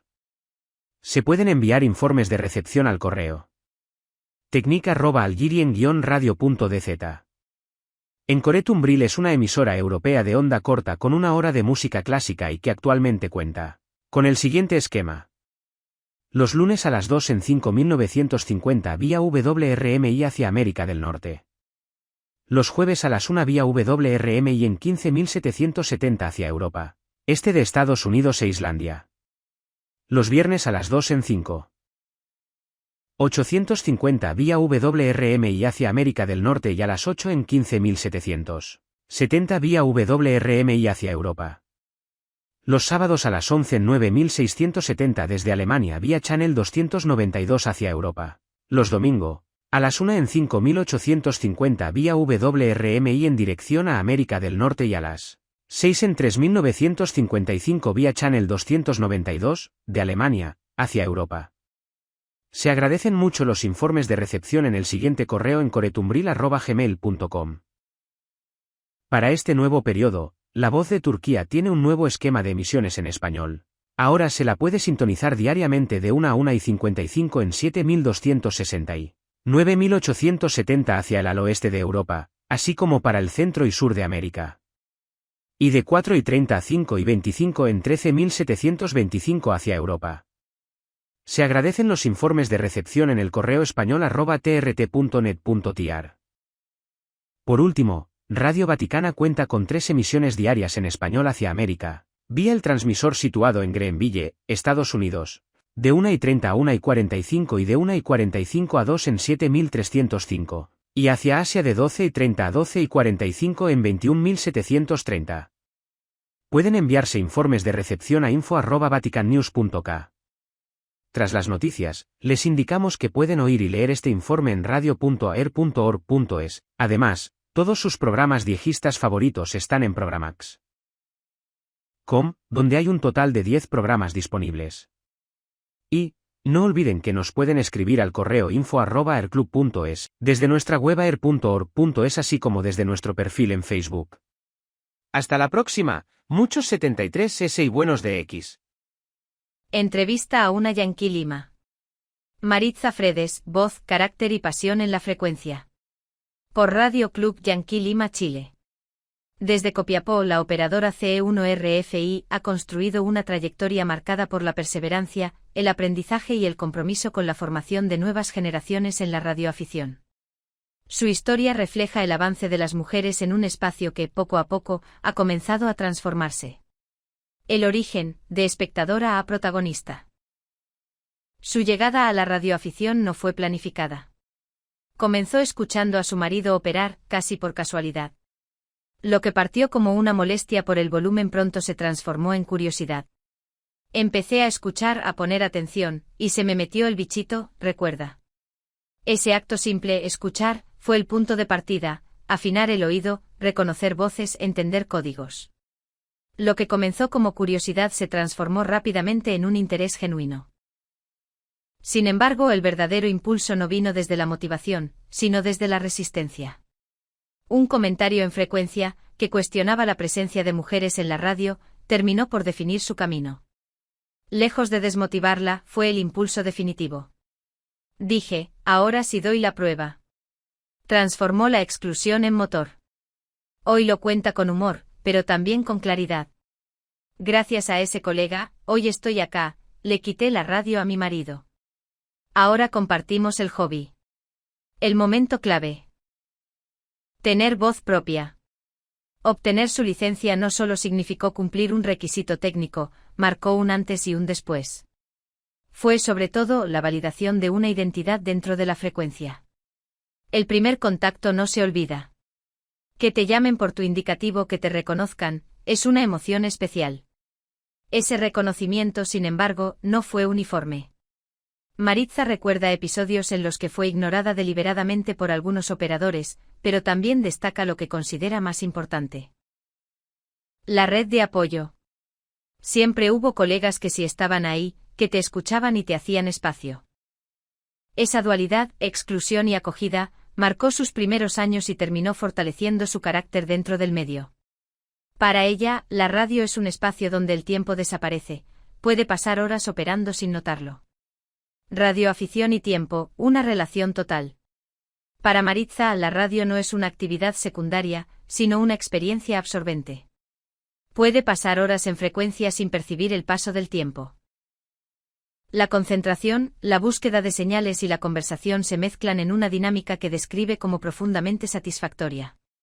Uno se sienta 5 minutos, y de repente pasaron 6 horas. Ese nivel de involucramiento responde a una conexión emocional con la actividad, donde cada contacto es único, especialmente cuando las condiciones no son favorables. Lejos de preferir lo fácil, busca el desafío. No me gusta que me digan dónde están. Me gusta encontrarlos. Mujeres en frecuencia. Liderazgo con identidad. Su paso por distintos espacios organizativos le permitió observar de cerca las dinámicas internas de la radioafición. En ese contexto destaca un fenómeno recurrente, el rol activo de las mujeres en tareas operativas. Cuando nadie se hacía cargo, ahí estábamos nosotras. Siempre al pie del cañón, con respeto pero con carácter. Operativos, coordinaciones y turnos extendidos. Las mujeres, según su experiencia, no solo participaron, sino que sostuvieron parte importante del funcionamiento. En ese proceso también se generó algo más profundo, identidad colectiva. Ser nombradas como las damas del Radio Club no era solo una formalidad, sino una forma de reconocimiento dentro del grupo. Liderar sin imponer. A lo largo del tiempo, Maritza asumió roles de liderazgo en distintas actividades. Sin embargo, su visión se aleja del mando tradicional. Para ella, liderar en frecuencia implica facilitar, ordenar y, sobre todo, incluir. El espacio es de todos. Hay que dar oportunidades a las nuevas voces y enseñar con respeto. Ese enfoque se vincula con uno de sus aprendizajes más importantes, la disciplina. Reconoce que su personalidad es espontánea y relajada, pero que la operación radial exige códigos. Prender el micrófono también es asumir una responsabilidad. Perseverancia y resiliencia, claves de las YL. Maritza identifica dos pilares en las mujeres radioaficionadas, perseverancia y resiliencia. A su juicio, la historia femenina dentro de este mundo ha estado marcada por la necesidad de demostrar constantemente capacidades. Hemos tenido que ganarnos el espacio. Hemos sido poco escuchadas, pero hemos crecido. Hoy somos más y seguimos avanzando. Desde sus inicios, cuando eran apenas 3 mujeres en su entorno, hasta el crecimiento de espacios como Radio Club Yanquilima Chile, el avance ha sido sostenido, aunque no exento de dificultades. Lo relevante, según plantea, es que ese crecimiento no ha significado perder identidad. La radio como pasión total. Su vínculo con la radioafición es tan fuerte que atraviesa su vida cotidiana. Por este hobby dejo hasta el almuerzo, y que cocine Javier, comenta con humor. Disfruta especialmente los contactos difíciles, aquellos que requieren habilidad y paciencia. Para ella, cazar una señal es parte esencial del hobby. Uno de sus recuerdos más marcados fue un contacto internacional en condiciones especiales de propagación. Escuchaba Beautiful 70 y poco más, pero fue mágico. Uno de los mejores contactos que he tenido. El valor del contacto, más allá de la técnica. En su relato, la radioafición aparece ligada a lo humano. No se trata solo de señales o equipos, sino de personas. Cada contacto puede transformarse en una historia, en un vínculo, en una experiencia significativa. Fue mágico. Esos momentos no se olvidan. Formar, acompañar, sostener. Uno de los ejes más fuertes de su discurso es la formación de nuevas generaciones, especialmente de mujeres. Critica la incorporación sin preparación y enfatiza la importancia del aprendizaje progresivo. No se trata de cantidad, sino de calidad. Hay que enseñar, acompañar y no dejar solas a las nuevas. Su mensaje es claro: perder el miedo. Es como hablar por teléfono, pero con códigos. Hay que ser una misma, no perder la esencia. Propone un modelo basado en la confianza, la práctica y el error como parte del proceso. Equivocarse es parte de aprender. A todas nos ha pasado. Radio, vida y experiencia. La vida de Maritza fuera de la radio influye directamente en su forma de entender la comunicación. Su experiencia acompañando a personas en etapas finales le dejó una mirada profunda sobre el valor del tiempo y la palabra. La comunicación es humana. No es solo técnica. Esa visión se traduce en su disposición permanente a escuchar y acompañar. Un legado con sentido e identidad. Al hablar de legado, su respuesta no se centra en logros personales, sino en posibilidades. Que entiendan que pueden hacer todo. Nada nos limita. Desde construir una antena hasta liderar un operativo, la invitación es a explorar sin restricciones, pero con responsabilidad. También deja una reflexión clave. No se trata de imitar a nadie. Puedes ser técnica, pero sin dejar de ser tú. Se trata de ser una misma, pero bien hecha. El futuro: más mujeres, más comunidad. Maritza es optimista, pero también crítica. Cree que el crecimiento femenino dependerá del compromiso de quienes ya están dentro. No basta con sumar gente. Tenemos que prepararlas, acompañarlas y mantener el respeto en la frecuencia. Advierte sobre la necesidad de equilibrio entre crecimiento y calidad, junto con el cuidado de los códigos y la comunicación. Su mensaje final es claro. Que nada las detenga. La única barrera es mental. Más allá de la radio. La historia de Maritza también está marcada por experiencias personales intensas, que han moldeado su forma de ver la vida y la radio. Para ella, la comunicación no es solo técnica, es profundamente humana. Si alguien necesita hablar, ahí voy a estar. A cualquier hora. El libro del mes: Electrónica y radio para principiantes. ¿Y curiosos? Mola. El libro Electrónica y radio para principiantes y curiosos, escrito por Dani Manchado y publicado en 2020, es una guía de iniciación pensada para quienes quieren empezar desde cero en la electrónica y la radio. Tiene unas 270 a 280 páginas y está escrito con un lenguaje sencillo y cercano. Explica los conceptos básicos de electricidad como la corriente, el voltaje, la resistencia y la conocida ley de Ohm. A partir de ahí introduce los componentes electrónicos más habituales: resistencias, condensadores, diodos y transistores, explicando de forma clara para qué sirve cada uno y cómo se utilizan en los circuitos. El libro también muestra cómo montar circuitos sencillos paso a paso, con ejemplos pensados para que el lector pueda experimentar por sí mismo. A medida que avanza el contenido se adentra en el mundo de la radio, explicando qué son las ondas electromagnéticas, cómo se transmiten las señales y cómo funcionan los receptores básicos. Incluye además pequeñas prácticas y montajes que permiten comprender mejor la teoría, algo muy útil para quienes se inician en la electrónica práctica. Uno de los objetivos del libro es demostrar que con pocos componentes y materiales asequibles se pueden realizar experimentos interesantes. En sus últimos capítulos propone la construcción de un pequeño transceptor de radio sencillo, como ejercicio práctico que reúne muchos de los conceptos explicados anteriormente. Esto permite al lector dar un primer paso en el mundo de la radio construida por uno mismo. Se trata, en definitiva, de un libro divulgativo orientado a principiantes, estudiantes o curiosos que sienten interés por entender cómo funciona la electrónica y la radio. No pretende ser un manual técnico avanzado, sino una puerta de entrada accesible y motivadora al fascinante mundo de la electrónica y las comunicaciones por radio.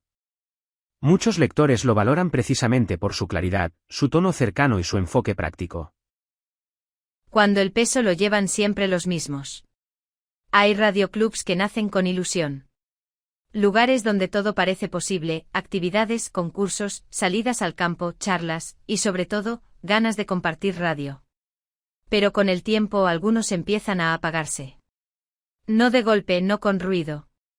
Lo hacen poco a poco casi sin que nadie se dé cuenta. Y cuando uno mira atrás, se pregunta qué ha pasado. La respuesta muchas veces es más sencilla de lo que parece, el peso ha recaído siempre sobre los mismos. En casi todos los radioclubs existe ese pequeño grupo de personas que lo sostiene todo.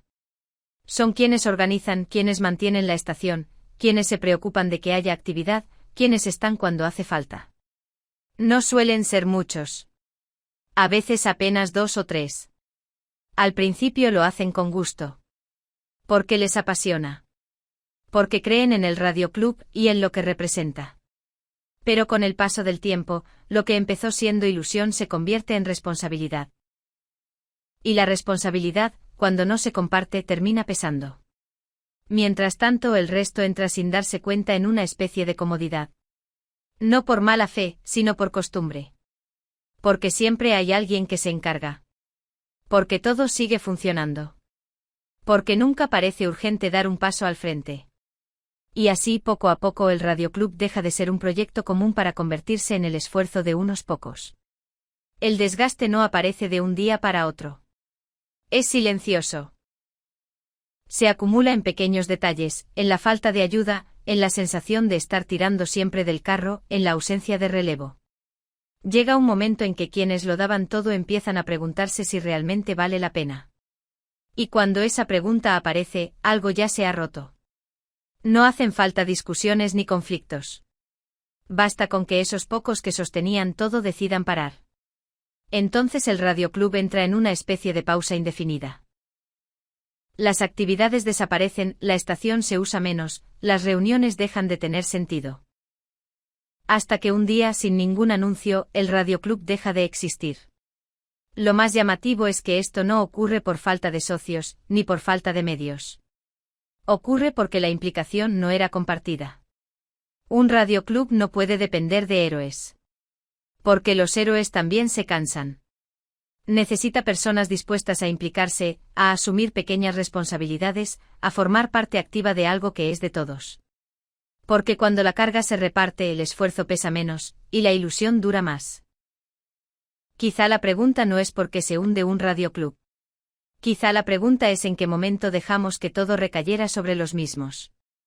Radioclub, mucho más que hablar por radio. Un radioclub es una asociación de personas unidas por la pasión por la radioafición, donde compartir conocimientos, experimentar y mantener viva una actividad que combina técnica, comunicación y compañerismo. No se trata solo de hablar por radio, sino de aprender constantemente, mejorar habilidades y disfrutar de un hobby que conecta a personas de todo el mundo. Habitualmente un radioclub está organizado de forma legal como asociación, cuenta con socios y dispone de un indicativo propio, además de equipos y antenas para operar.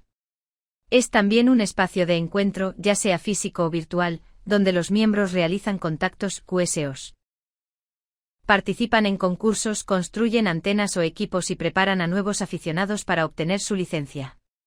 En España muchos radioclubes están vinculados o colaboran con la Unión de Radioaficionados Españoles, lo que refuerza su papel dentro de la comunidad radioaficionada. Además pueden participar en actividades sociales, eventos especiales e incluso prestar apoyo en situaciones de emergencia. Pero por encima de todo, un radioclub es un lugar donde se crean vínculos. Es el punto de encuentro entre generaciones, experiencias y formas de entender la radio, manteniendo vivo el espíritu de colaboración que define a la radioafición. Aunque a veces se ve escrito como radioclub separado, en el uso habitual dentro de la radioafición y en textos formales se emplea radioclub como término unificado. Visto blanco grueso radioclub correcto. Símbolo de peligro radioclub aceptable pero menos usado. Huevos pintos en la Pola 2026. Campa Torres Team. La fiesta se celebra el martes siguiente al domingo de Pascua. La fiesta consiste en la exposición y venta de huevos pintados de forma artesanal. Los huevos están pintados con dibujos y escenas tradicionales acompañados de símbolos o frases alusorias. Durante todo el día se celebran además espichas, bailes tradicionales, se gastan bromas, se bailan danzas. Se hace la subasta del ramo y la fiesta acaba con una verbena nocturna. La Sierrense fue declarada de interés turístico nacional en 1968. Historia. Si bien la costumbre de pintar huevos en Pascua y gastar bromas este día está muy extendida en otros países de Europa, como Francia, Rusia, Inglaterra, Alemania, Grecia y Polonia, es bastante rara en España, con casos puntuales como los huevos teñidos en Cañada Rosal en la provincia de Sevilla. También en Cataluña y Valencia se pintan huevos cocidos pero con un color homogéneo. El inicio de la costumbre en Pola de Siero no está datado y llega a nuestros días por tradición oral.